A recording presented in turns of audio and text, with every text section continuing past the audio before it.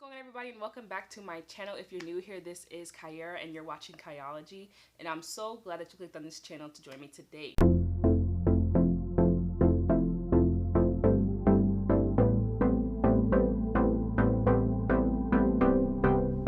I'm just going to tell you 5 things that I did that are really intentional. And I guess intentional is the word of the day for this video. Going to grad school is not an easy feat, especially if you're trying to get into a really competitive program. You have to take it seriously. You should take it seriously no matter where you're going, honestly. If I look down, it's because I have my phone and I wrote everything down because I don't want to miss anything. So the very first thing that I can say is this starts way before you even apply to grad school, and that's be intentional while you're in college. So all 4 years, I was very intentional about basically all of the decisions that I made, especially when it came to my academic and extracurricular activity. I knew that I wanted to go to graduate school. I thought I wanted to go to law school, but we'll talk about that after. I knew I wanted to do something after I graduated from college to continue my education, because I was quite sure that college wasn't going to be enough to give me the, the wide variety of range of possibilities that I was looking for, and also be really competitive and all that other stuff. And I just honestly, once I got to be a sophomore or a junior, I feel like I didn't know enough. And I think a lot of people that go to grad school realize that they didn't learn enough. And it wasn't because they weren't good students. Quite the contrary, actually. You feel like everything that you're learning in school is so surface level besides your major. And even that just wasn't enough for me. So as I said, be intentional with college. Try to put yourself in positions that are gonna lead you to a lot of exposure, lead you to network, lead you to gain some skills, whether it be leadership skills, public speaking skills.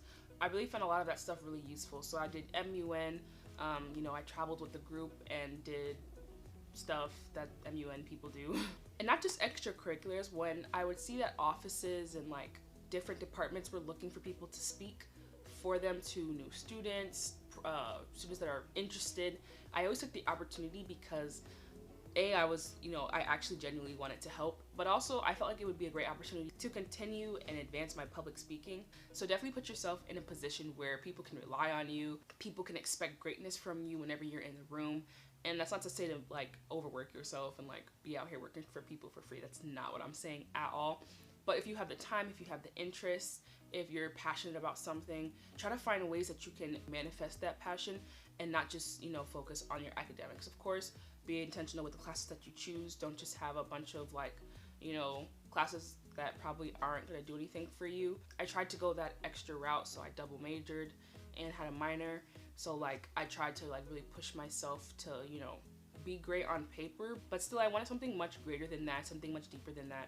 I wanted to be a part of a community. I wanted to help that community. So number 2 is kind of weird. So I'm going to say be intentional about your program that you're interested in for grad school. There's a whole variety of degrees out there, and truly I didn't know that there was that many options until I started looking into programs.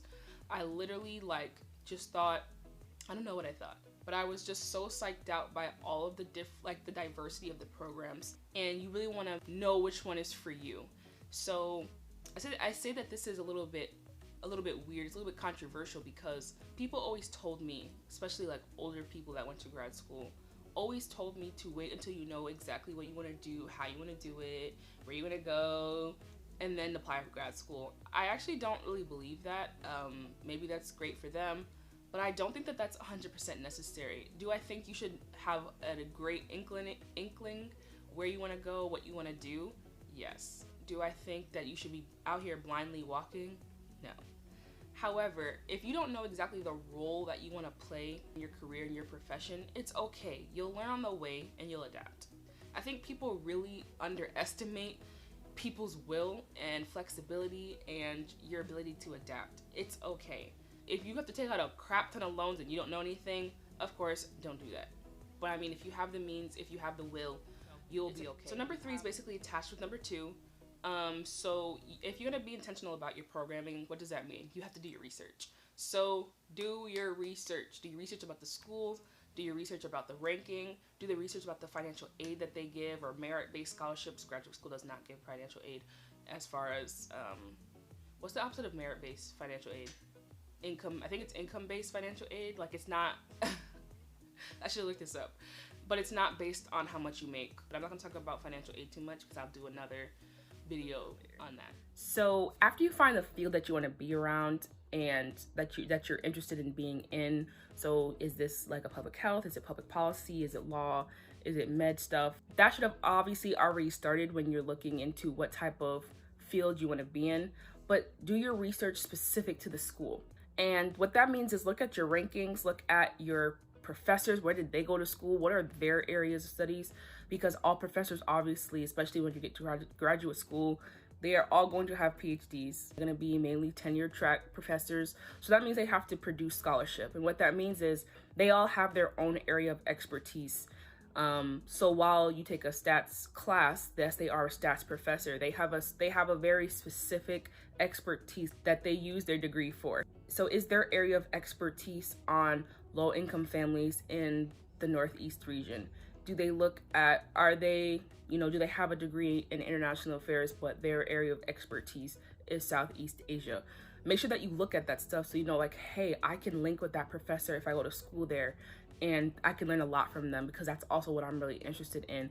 But it also gives you an upper hand as well when it comes time for, networking before you even get to the school, because when you can show that you are knowledgeable about what the school already is doing and has to offer, that really helps to show that you are really vested in your future, that you vetted the school, and that you're very interested in what they have to offer. So I would definitely do your research on the endowment, the ranking, the programming, the timeline between graduation and employment. That research is not just through a computer. So after I did all of that stuff, I wrote it all down. I knew what schools I was interested in looking in. Now I'm going to graduate fairs. I'm going to graduate fairs to obviously learn about all of the schools that are, going to be there.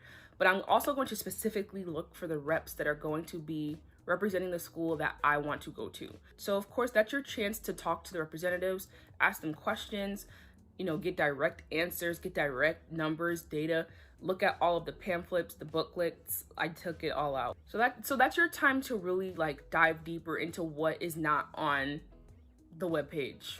Speak to a person, a human being that can give you direct answers and give you their contact information and all of that. So number 4 continues off of number 3, but I'm gonna take it a step further.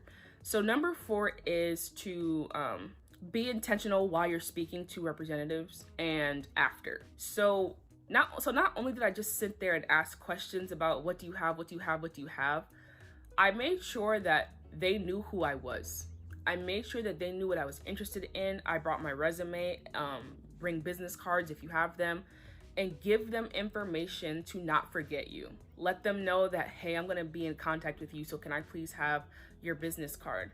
Is this your direct line? I can call this number and I'll speak to you directly, because I don't like that whole, use this email where it's a generic email and then someone will get back to you in 2 to 3 business days. Nah, bro, that's not how we work over here.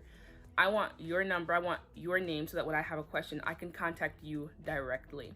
But also, of course, give them a way to contact you directly, just in case something comes up. If they feel really impressed about you, they will contact you and follow up with you personally, and not just get a bunch of spam messages.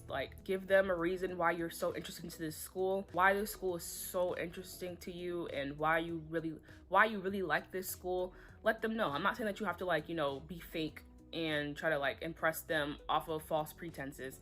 If you genuinely are interested in that school, let them know why this school is the one for you, or you're thinking that the school is the one for you. Because what happens is you get flued out. Let me just say that. So I was given a lot of opportunities from those grad fairs to come and visit the school, and they would pay for them. And that's what you want. You want to be able to make an impression that's oh my goodness, this person is very interested. Let me follow up with them and see how I can get them to come to this campus. Grad fair really is at its heart, from their perspective, is a competition. How many students are going to be interested in our school? So they're going to do what they can to attract you and keep you away from other schools. Now, of course, you do your due diligence and look at as many schools as you want, and you don't worry about that. But to them, that's how they see it. And make sure that they want you. Make sure that they want you, because they'll pull the carpet out for you. If they have the resources and the support, they will pull the red carpet out for you. And that goes to my last point. Sell yourself, and in a way that's very business oriented, business minded. And I say this because at the end of the day, when it comes to competitive schools and competitive programs, everyone is a good student. And I can tell you that for a fact. Everyone that I go to school with is smart. Everyone is, you know, passionate about whatever area of study that they're in. Even if they're not in my personal department, I take classes with people from other departments, and they're all very well invested in their careers, their professions, and whatever it is that they do. So just being the unfortunate part of this is just being a good student just isn't enough. And that's not going to get you the scholarships that you want. It's not going to get you the fellowships that you want.